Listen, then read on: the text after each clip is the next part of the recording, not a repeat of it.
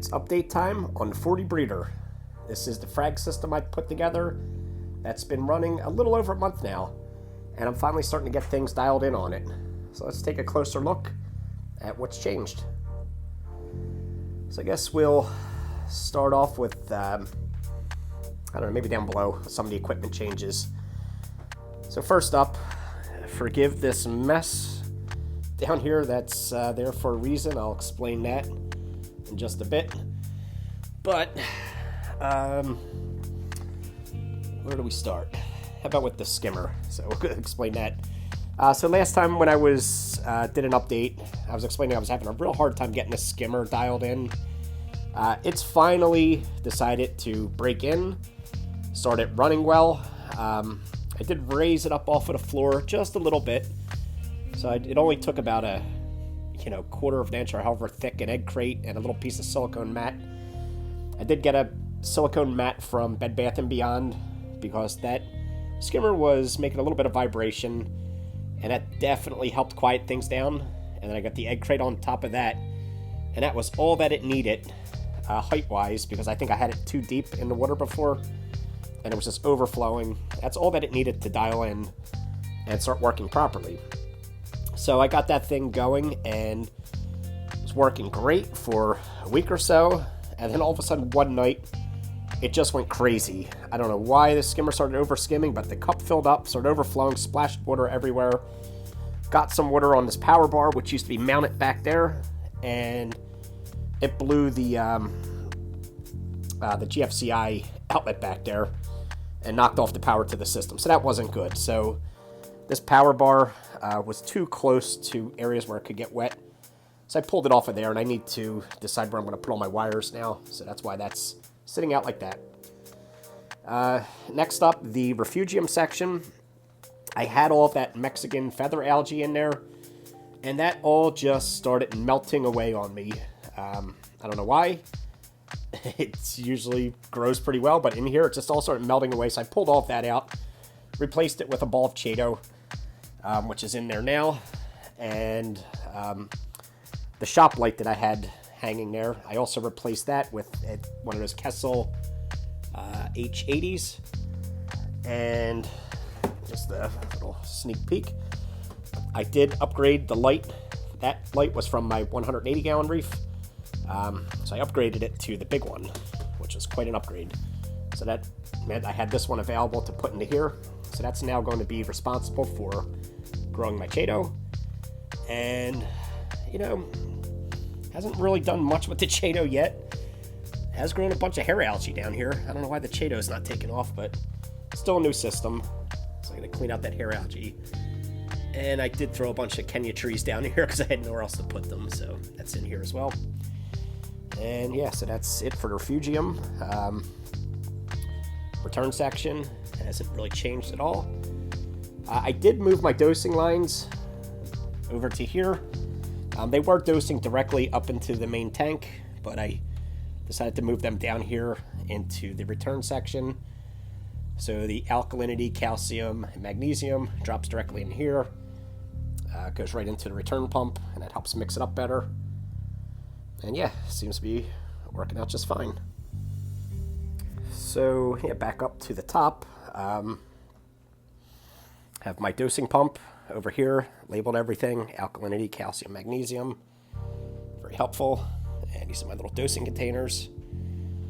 Got a digital thermometer here, just to keep tabs on the temperature.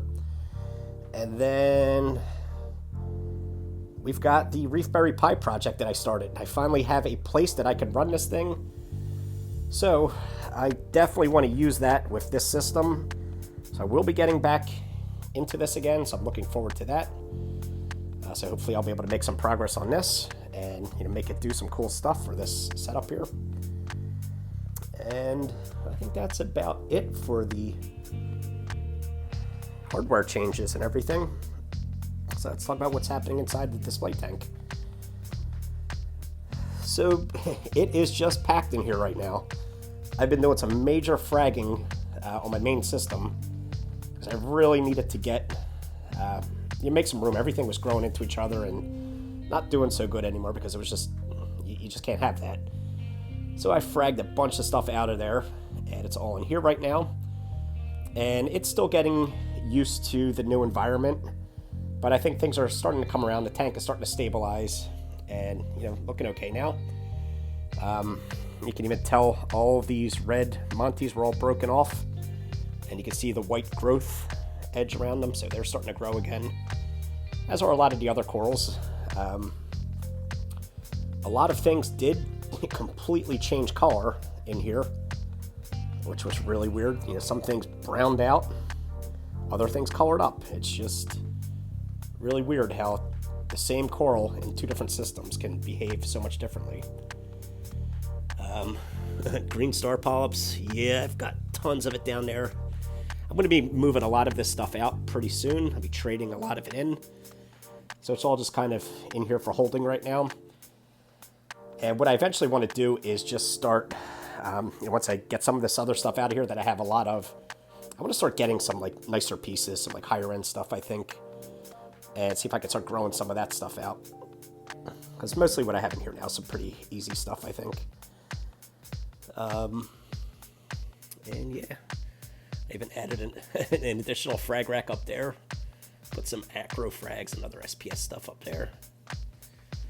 And then, oh yeah, fish. So I have some fish in here now, which is pretty cool. Let me throw some food in, see if we can get them to come out. All right, so there they are. I've got 3 fish in there.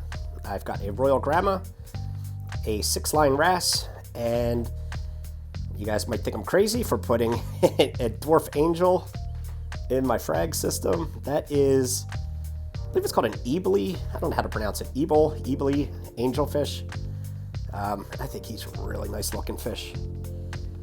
So the story behind these fish is the 6-line wrasse. I bought him. He's got a job in here. Any pest or anything, they're really good at searching them out and eating them. So that's why he's here.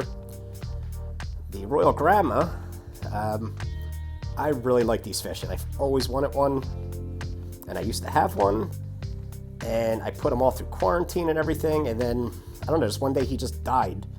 I had him in my little 10-gallon tank. It was just a little baby one, and I think the heater died on it overnight, and then it came back on in the morning or something. That's the only thing I could explain. So I hadn't had one since then, and I saw him available, so I picked him up. So that's why he's here. I really like that fish. And then the angelfish, he's got a job too. I really wanted to get like a little small tang, a baby tang to put in here. I was looking for maybe a baby yellow eye coal tang, to help with any algae issues that might pop up. And I couldn't find one, but I was in the fish store and I saw this guy, and he was just really such a beautiful fish. So he was sort of an impulse buy, but I just wanted him. I really like these fish. I've always have. So I picked him up. I got cleaner shrimp in there too. So I'm going to be watching him. He's doesn't seem to be eating any of the corals. He does nip at everything every now and then, but he mostly's nipping at the frag plugs, picking at algae and stuff. So he seems to be cool so far. So I'm going to let him be in here. There are some snails and hermit crabs I added, which are in there somewhere. And that's it for the livestock in there. So I don't know if I'll be adding anything else at some point, but that's it for now.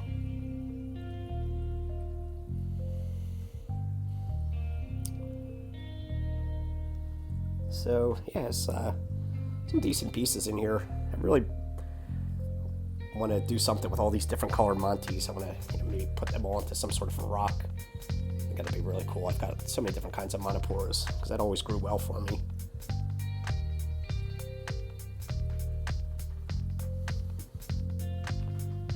So let's take a top-down view, maybe.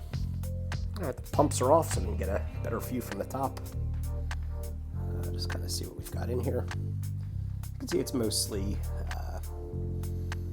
so I've got some acros up here on this shelf, and some bird's nests, some Montipora digitatas. Down on the floor is mostly Montiporas. And then underneath of this rack is mostly all green star polyps, and then Just all sorts of various stuff in here. A bunch of possible porofrags. So yeah, so that's I guess the update on this system.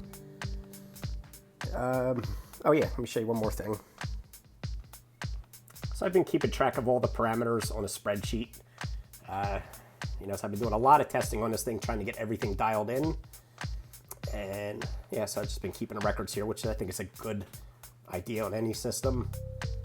And then I've been, you know, charting the results, trying to get everything, you know, where they should be. So when I started putting stuff in here, I did not have my dosing system set up yet. And by the time I got that installed, I started doing some testing. You can see my alkalinity was all the way down at 6.2, which is way too low. So I've been slowly increasing that, getting it into the safe zone, which I'm considering between 8.1 and 9.5. So yeah, I'm in there now. So, and definitely the corals have responded well to that. Calcium, it's been pretty good. You know, it's been within my limits of 410 to 460. So that's been pretty stable.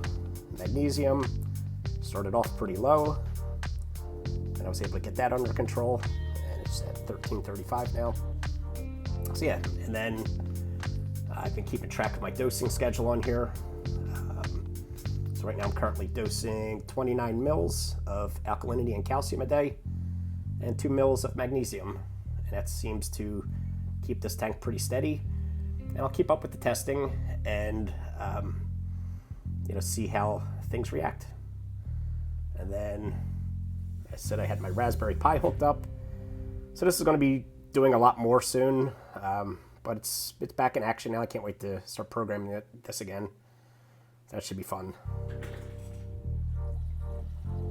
Alright, so I guess that's about it for today's update. Things are, you know, starting to stabilize in here and starting to look good. And yeah, I'm just looking forward to keeping this thing going and seeing, you know, how the coral's doing here, and keep you guys updated. So if you guys want to see more, you got to hit that subscribe button. If you like the video, thumbs up. If you got any questions or comments, I love reading them, so leave them down below. And I want to thank you guys for watching. I'll catch you in the next video. Take care.